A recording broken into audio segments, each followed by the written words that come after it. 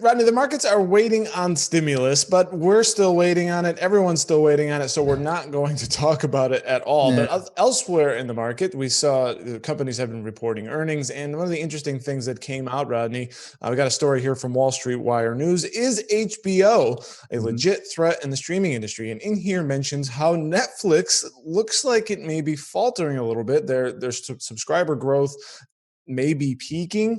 And then here we've got AT&T posted strong third quarter results, which came in stronger than estimates, thanks in large part to subscriptions to its HBO Max service, which reached 38 million during the quarter, which I find to just be a very, very high number for what seems to be just a very expensive, I think it's about $15 add-on for some HBO content, maybe some partnership with Warner Brothers and stuff like that. Surprising number to me.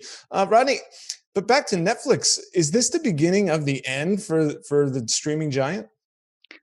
Well, it depends, right? If your view of Netflix is they only survive as long as they're growing their subscriber base, then eventually that's going to come to an end because they're going to reach, some point of falling or declining growth. It's not that they don't grow; it's that they grow at a much slower rate. Right. They grew so incredibly fast in the first and second quarter that I don't think anybody was surprised that they slowed down. Now they grew at a much slower rate than people had estimated, but still, come on. They're off the charts in terms of what they've been able to do. They don't make money. They don't make a lot of money given their size and given their stock price. But they do have a lot of people. And so they've collected a lot of eyeballs, and people don't tend to move around all that much on these subscription services so far because they're low priced. And so I look at the HBO thing and I think, really, it's an added $15. The people who are dying in all this are the Comcast and Dish Networks of the world, where people are cutting the cord and moving away. And so you just don't go back, right? You make a decision to no longer have cable. You set up all the things you're going to do to replicate it or get what you want. And I don't see you moving back from a streaming service, independent back to regular, what I think of as cable. Right. And so for you to say, hey, I have perhaps Disney and Netflix and I'll add on HBO, I think it's just a win-win. I think the pie gets a little bigger instead of one versus another. I don't know that people are leaving Netflix for HBO. I find that to be suspect. Now I'm looking at the Netflix subscribers in the United States, 73 million. And you assume this is, I'm making an assumption here, but I would assume this would roughly be one per household. Do you think that's a fair assessment? They're probably actually a little less, right? And so I'm not fearful of saying it on a recording that goes out to people, but I have Netflix subscription, and my kids who live in different places all use my Netflix subscription. Right? You can't do that. And so we've had it for a very long time, and so they used it when they were home, and then they eventually went through college and moved along, and they haven't seen fit to get their own. And so there's about 120 million households in the United States. Right, exactly. And so to have 73 million Netflix accounts, I think you're reaching saturation here. So I'm not surprised at all that the U.S. subscription base is growing quite slowly. And even the international, you have to develop content that attracts the international viewer. And the first thing you do is go to English-speaking nations because you can kind of repurpose content from the U.S., but then you have to reach further. And so it just gets harder to grow in terms of absolute numbers from here. Right. So we think basically, in a round way, almost everyone who's going to have a Netflix subscription in the United States basically already has one. Something along those lines, right? And so what you have to do is expand the number of households, but then you don't have to grow to make more money. All Netflix has to do is raise the price by 90 cents. That's right. 90 cents. This is pretty good revenue, right? It just shows up and they've raised the price on me however many times they've raised the price, and I've never noticed. I mean, it's gone from what, $8.99 to $13 or something? Yeah.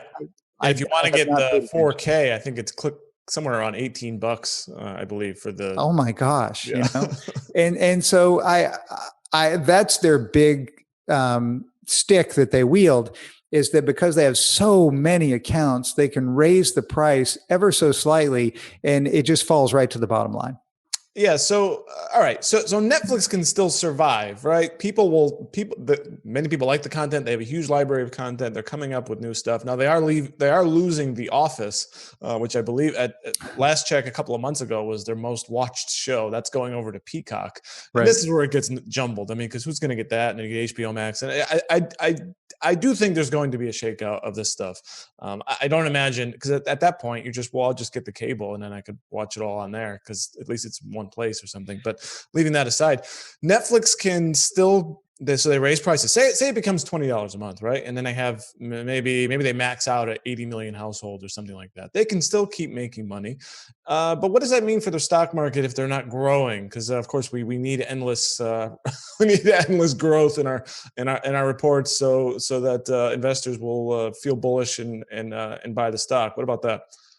Well, first, the assumption is they don't have any other revenue source. They can't add in advertisements. They can't create. Here's a simple thing for you. Netflix could immediately say, look, we're going to lower our price from, or not even lower. We're going to create two-tier pricing. And by the way, this is what I wish they would do on Facebook. And so we're going to have $25 a month with no advertisements, or you're going to pay $6 a month with advertisements. Mm-hmm. I think you would see a lot of people drop down to 6 and Netflix would make a lot more money. And so they don't have to get more subscribers to keep their stock price growing as long as they get more creative with what they're doing. If they don't do this, then they become AT&T. They become something of a utility provider who is nothing but a cash cow. And then their valuation is how much money can they return to stockholders? And the answer right now is not much because they spend so much developing content. So, but I think they have a lot more tricks up their sleeve before they get there. Interesting. I have, excuse me, I have the lower tier of Hulu with ads that comes with, it comes free with my Spotify subscription. And oh man, it's not enough because it's free. So I'm taking it. It's sort of free anyway, it's a bundle, but man, those ads are pretty insufferable, and it's the same ones over and over again. And they must be just trying to drive you nuts to the point where you're like, fine, I'll just pay for no ads because I just can't take watching these anymore. So that could be a good strategy for Netflix, Rodney.